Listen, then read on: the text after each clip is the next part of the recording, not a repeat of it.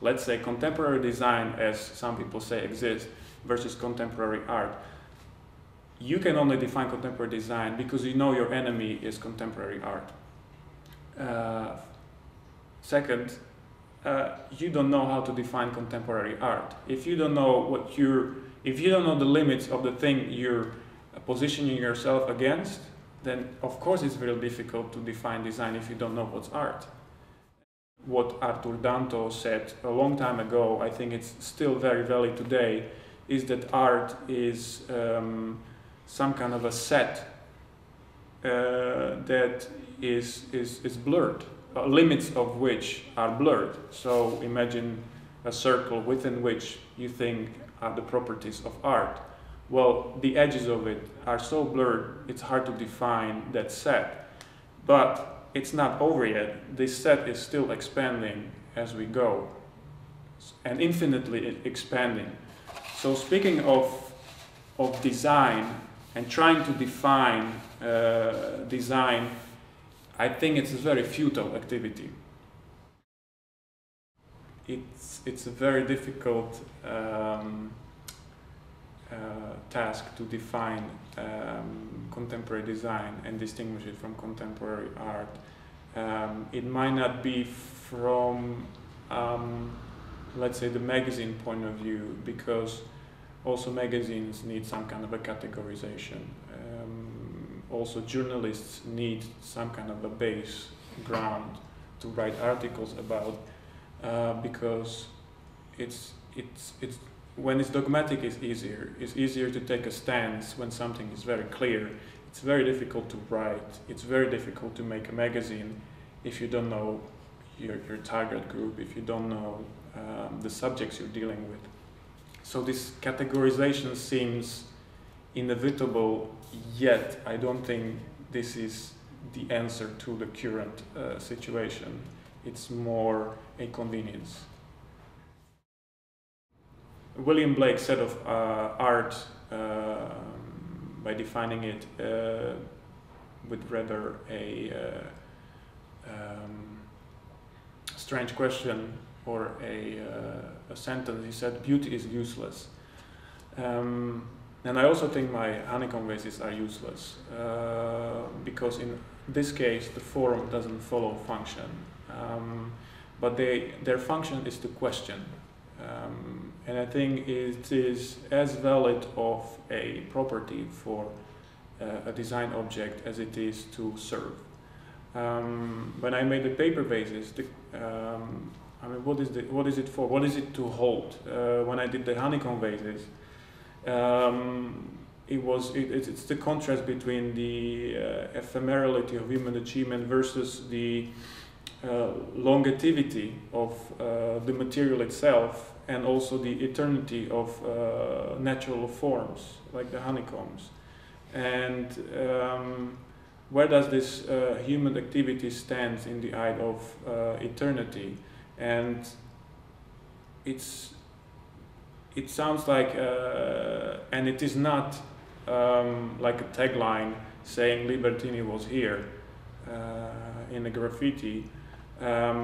It's rather a question, and I think that's the sole function of my pieces, is the question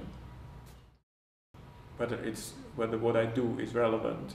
And I don't see the restriction to limit myself to these ideas only from my own field. I see this strategic creativity being broader than the context of the modern understanding of the word design. If I had to sum it up, it is what I said in other interviews before. For me, it is a strategy to dress up intellectual investigations into aesthetic propositions. What I am basically is a little child that just wants to play, and I'm not bothered to categorize myself and be restricted, God forbid, to do only what market tells me to do. First and utmost is my passion to do things that I want to do in my studio, results of which may manifest themselves in industrial design or can manifest themselves in art. These things are defined by markets. This is not up to me. I can choose these markets, and I choose them wisely for the sake of the projects. I do not restrict myself to only cater to bodily needs, to cater to the need for an object, because that is very misleading sometimes. The needs are not catered to by them being asked for by the public. You deliver functions and you create functions. You basically come up with new needs by defining a new function. And somehow from the moral point of view, I don't like this stance where new drugs, new addictions are created by creating objects that you could be without, but because they exist and they're very desirable and tempting, they become a very essential part of your life, and suddenly there is a need for it. Therefore, more industrial designers spend a lot of effort fulfilling that function, thinking it is what people need. It's the same with what you have now with design art. They may get a lot of publicity, but are they going to stand the harshness of time? Are we going to talk about these things 20, 50 years from now? There is this strange urge to collect everything right now of everything that has happened. There's some kind of an obsession with documenting everything by everyone. We take cameras everywhere. Everybody takes pictures. Everybody takes the same pictures. You go to an event, you go to a sport event, you take a picture, you upload it into the net. How many pictures of the same thing has been taken? There is this, also from the point of view or stance from museums and collectors. They seem to try to collect everything by everyone, not to miss a single thing, and as if not to fail to look from 20 years from now, I should have bought this piece. If it is important, buy it in 20 years from now because you know for sure it's important. So what does unfortunate favor to this whole situation is also collectors themselves and also market itself. I think the crisis is a good thing, and it will only, it will leave the things behind that are not important, and will the things that are important will be underscored, highlighted. Yeah. I don't know. They might not be as successful in the beginning, but they will find its way upwards.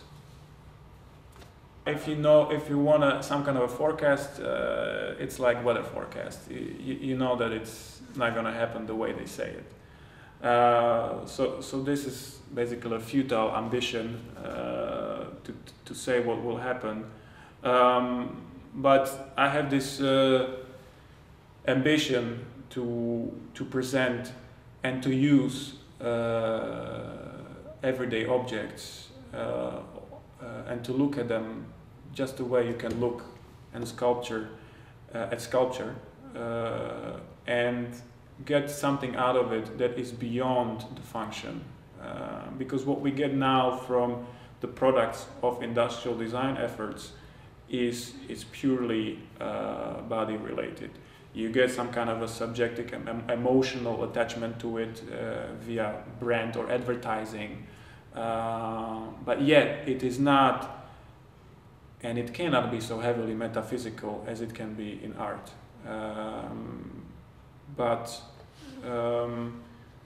And what I hope for design to become is is some kind of a return to Renaissance, where an artist was also an architect, was also a painter, was also a sculptor, but also an astronomer, a poet, a physician, a vivisector, basically a scientist in every field. And this is what really inspires me, that we could have a return from particular into some kind of a enriched, Renaissance artist, which can deliver to society more than each particular individuals. And I think this is what we miss, some kind of all-around creative artists that yet I can contribute to the design of a chair, but I can also do a public sculpture, and I can also make a mural, but it is all about being empowered by your own ideas and believing, finding that strength into you, that what I have to say and what I'm doing is worthwhile. First of all, what you need is some kind of a skill, because I cannot skill. Yeah. I don't accept people who just have opinions but don't know how to execute them, don't know how to have them outsourced if you cannot execute it, how to have them properly outsourced by someone else who is skilled, or how to properly communicate your ideas. I studied painting for 3 years and I loved it. It was great. Maybe if I wasn't a sort of what I am now, I would be doing painting, but I will be doing it in some kind of scientific way, finding the limits of the painting. But yeah, return to Renaissance. Sounds like a good idea. We'll see. So thank you very much. You're welcome, Alex. It was good. And I maybe see you again somewhere. Let me see you again.